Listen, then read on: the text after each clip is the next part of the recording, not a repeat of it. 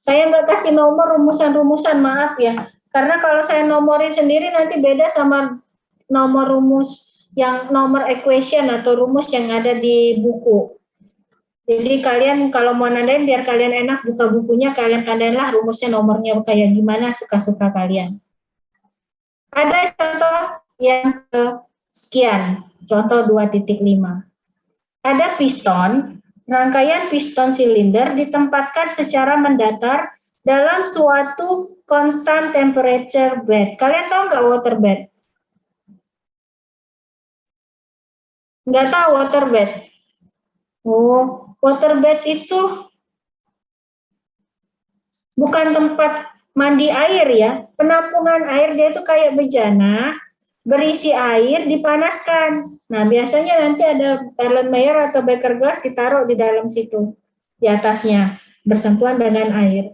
Itu, ada bed temperatur tetap. Piston dapat bergerak di dalam silinder tanpa gesekan. Gaya luar yang menahan piston pada posisi melawan tekanan mula-mula sebesar 14 bar.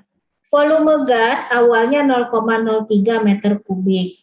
Gaya eksternal yang bekerja pada piston dikurangi sedikit demi sedikit. Gas mengalami ekspansi secara isotermal sampai volumenya jadi 2 kali lipat. Naik volumenya, berarti dari 0,03 jadi berapa tuh? 0,06 ya meter kubik. Kalau hubungan antara volume gas dan tekanan dinyatakan dengan P kali V sama dengan konstan.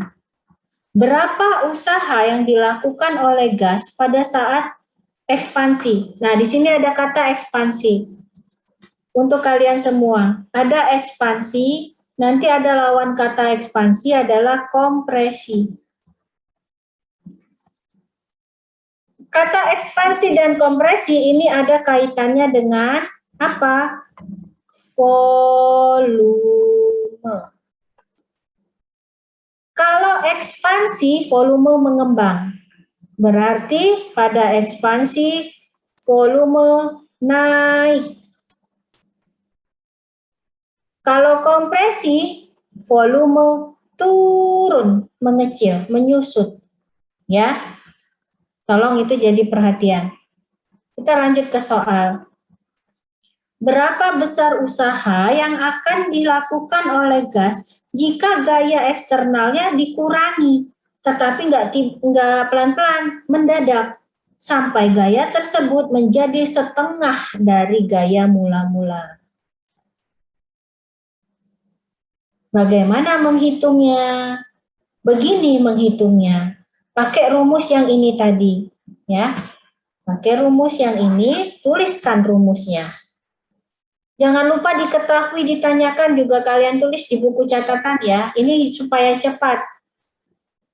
Nah, rumusan seperti ini kalian jangan lupa tadi dinyatakan P kali V sama dengan konstan. Ya enggak? Konstan di sini kalau P kali V mau P1 kali V1 itu nilainya sama dengan P2 kali V2. Nilai tertentu K. K ini ke sini. Ya. Nilai tertentu K. Ini angka nilainya ya. Nah, kalau seperti ini berapa tekanan? Tekanan sama dengan K per V. K per V ini substitusikan ke sini. Jadinya W sama dengan min integral P1 V2. P-nya rubah. Jadi K per V. dV. Ya enggak?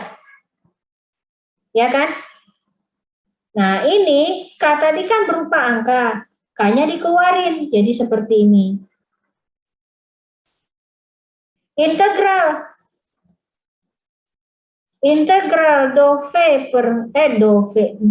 per V itu kan sama juga dengan integral 1 per V dV, ya kan? Ingat pelajaran kalian matematika. Ini kan sama dengan ln V2 per V dikurang ln V1, ya kan? Nah, kalau dari V1 ke V2.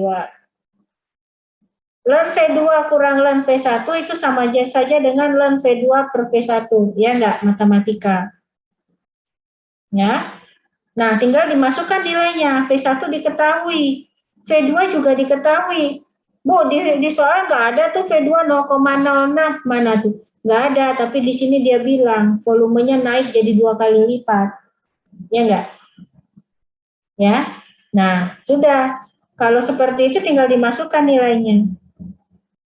Nilai K-nya berapa? K belum dihitung ya? Oke, kita masukkan tadi. P1 kali V1 sama dengan K. P1 diketahui, V1 diketahui. Bu, kok kali 10 pangkat 5? Satuannya dirubah jadi Pascal, satuan tekanan. Tadi diketahui bar ya? Oh iya benar, 14 bar. Ya, dapat nilai K 42.000 Joule. Masukkan nilai K-nya ke sini. Salah. Cit, ke sini. Dapat kan? K-nya ada, V2 ada, V1 ada. Berapa kerjanya didapat sebegini? Coba kalian hitung, sama nggak? Mudah nggak hitungannya?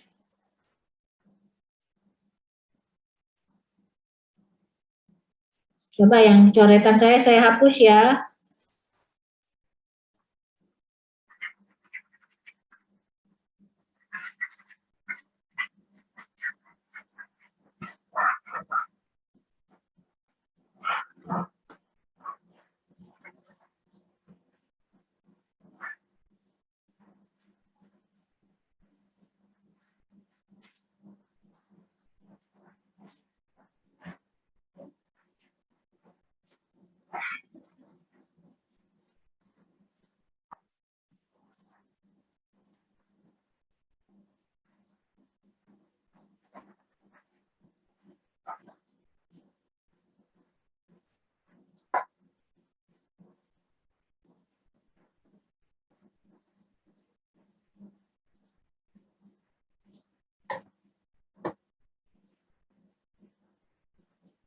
Raihan Glenn, kamu bukan tidur kan Raihan?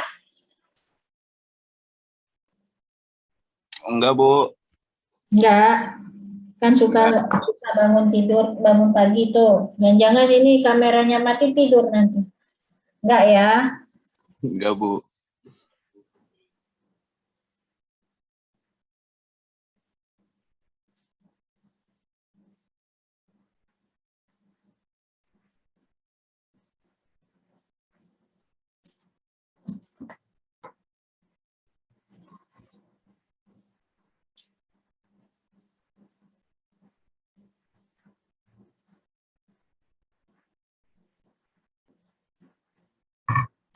Oke, sampai sini cukup jelas ya, bisa kalian lanjutkan kerjaannya. Kemudian, berapa tekanan akhir?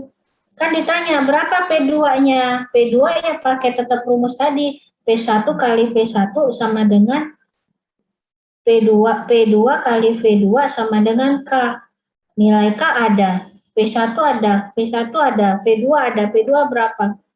Kalian mau pakai yang ini aja bisa, langsung tembak, P2 sama dengan P1 V1 per V2 bisa, atau kan tadi sebelumnya K udah dihitung, ngapain capek-capek, langsung aja P2 sama dengan K per V2, masukkan.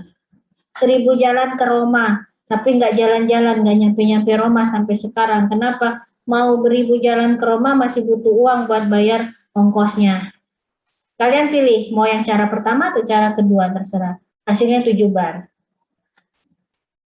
Ya.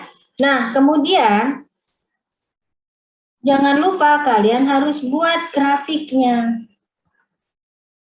Yang berdiri tekanan, yang tidur volume. Ya.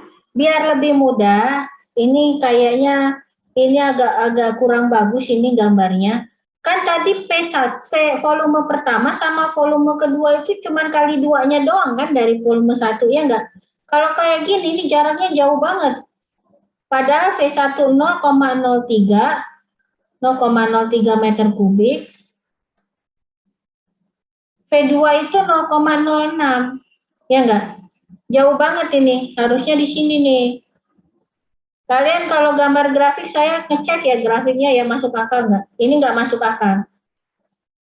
Jadi Bikinlah sendiri. Saya mau di sini deh V1. Terus V2-nya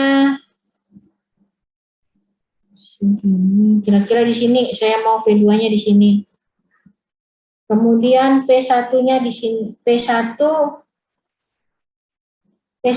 14 bar ya. Berarti kan P1 itu 2 kali dari P2. P1-nya saya mau di sini aja. Ini tetap P2. P1-nya nggak mau 2 kali sini, kira-kira di sini ya. Sini. Ini P2. Ya udah, tarik garis putus-putus. Tarik garis putus-putus perpotongan sama P1. Kira-kira titiknya di sini. P2, tarik garis putus-putus perpotongan sama P2. Tentukan titiknya di sini. Kemudian kamu gambar.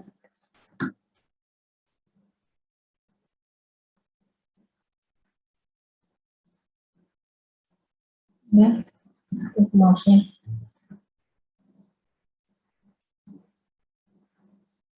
Kamu gambar sendiri. Hubungkan kurvanya. Kurva tuh melengkung ya, jangan lurus ya. Nah, ini contoh yang nggak bagus nih. Oh iya, kucing.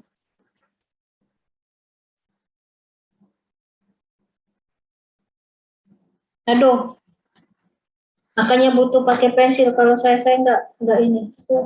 Ini salah. Gambar ya, sendiri ya. Kira-kira melengkung ya, kurva. Seperti itu. Ini contoh yang nggak bagus di saya. Oke guys, kemudian soal selanjutnya. Di kasus kedua, P-nya mendadak turun menjadi 7 bar.